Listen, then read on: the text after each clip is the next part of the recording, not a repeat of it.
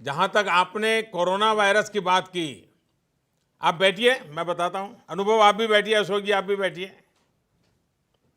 जहां तक आपने कोरोना वायरस की बात की, तो ये सही है कि बहुत से लोग इसे लेकर बहुत चिंता में है। मैं समझता हूं इसमें आपकी और हमारी, हम सबकी सतर्कता बहुत महत्वपूर्ण है।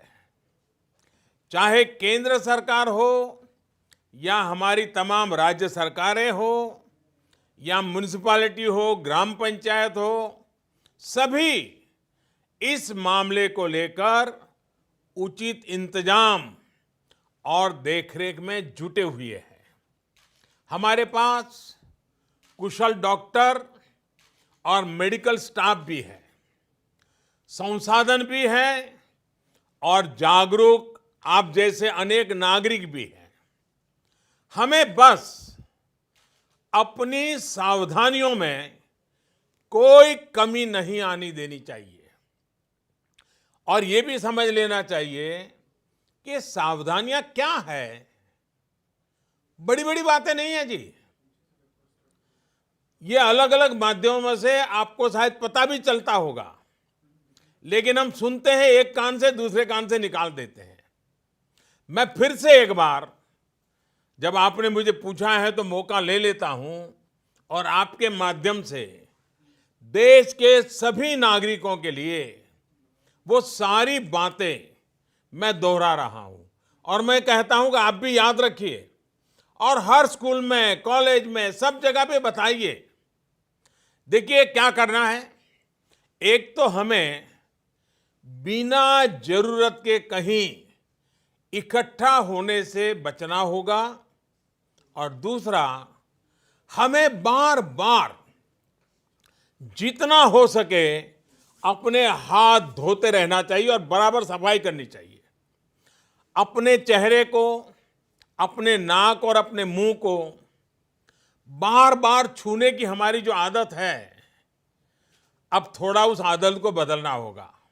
जितना हो सके इस आदत को हमें कंट्रोल करना है और धुले हुए हाथों से ही अपने मुंह को टच करना चाहिए। जानकारों का कहना यह है कि ये खांसते या छींकते समय जो छींटे निकलते हैं, सांस के साथ ऐसे छोटे छोटे छोटे बिंदु निकलते दिखते भी नहीं है, उसमें जो भी संपर्क में आता है उसे ये फैलता है। ऐसे में जिस भी चीज पर ये छींटे गिरते हैं उसमें ये वायरस कई दिनों तक जीवित रह सकता है। इसलिए बार बार साबुन से हाथ धोना बहुत जरूरी है। एक और आदत हमें जरूर डालनी है। अगर खांसी और छींक हमें आती है तो कोशिश यही करनी है कि दूसरों पर इसके छींटे न पड़े और जो कपड़ा या रुमाल हमने छींकने के समय इस्तेमाल किया होता है उसे भी दूसरों के संपर्क में न आने दें। साथियों, जिन जिन लोगों को ये संक्रमण हुआ है उनको तो जरूरी निगरानी में रखा ही जा रहा है, पूरे वॉच में रखा जाता है। लेकिन अगर किसी साथी को शक होता है कि वो किसी संक्रमित साथी के संपर्क में आया है तो उसको बहुत घबराने की जरूरत नहीं है। अपने मुंह को मास्क से ढक करके या किसी बड़े कपड़े से ढक करके सबसे पहला काम करना चाहिए, किसी न किसी नजदीकी अस्पताल में चेक करवा लीजिए। ये बहुत जरूरी है। परिवार में जो बाकी लोग होते हैं उनको भी इन्फेक्शन होने की आशंका ज्यादा होती है। ऐसे में उनको भी जरूरी टेस्ट करा लेने चाहिए। ऐसे साथियों को मास्क भी पहनने चाहिए, ग्लव्स भी पहनने चाहिए और दूसरों से कुछ दूरी बना करके रहना चाहिए।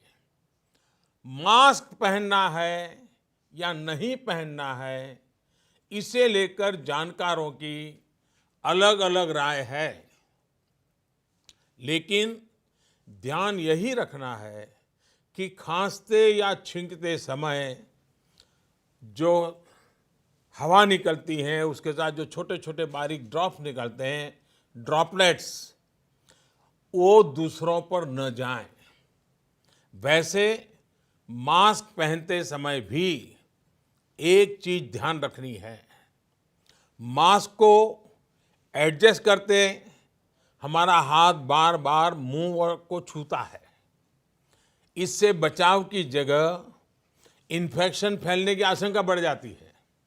साथियों, ऐसे समय में अफवाहें भी तेजी से फैलती हैं। कोई कहता है ये नहीं खाना है, वो नहीं करना है। कुछ लोग 4 नई चीजें लेकर के आ जाएंगे कि ये खाने से कोरोना वायरस से बचा जा सकता है, ढीकना करने से बचा जा सकता है।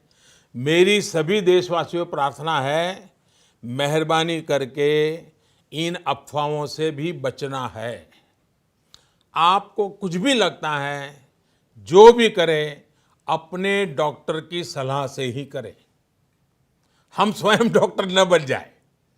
और हाँ, पूरी दुनिया आजकल नमस्ते की आदत डाल रही है।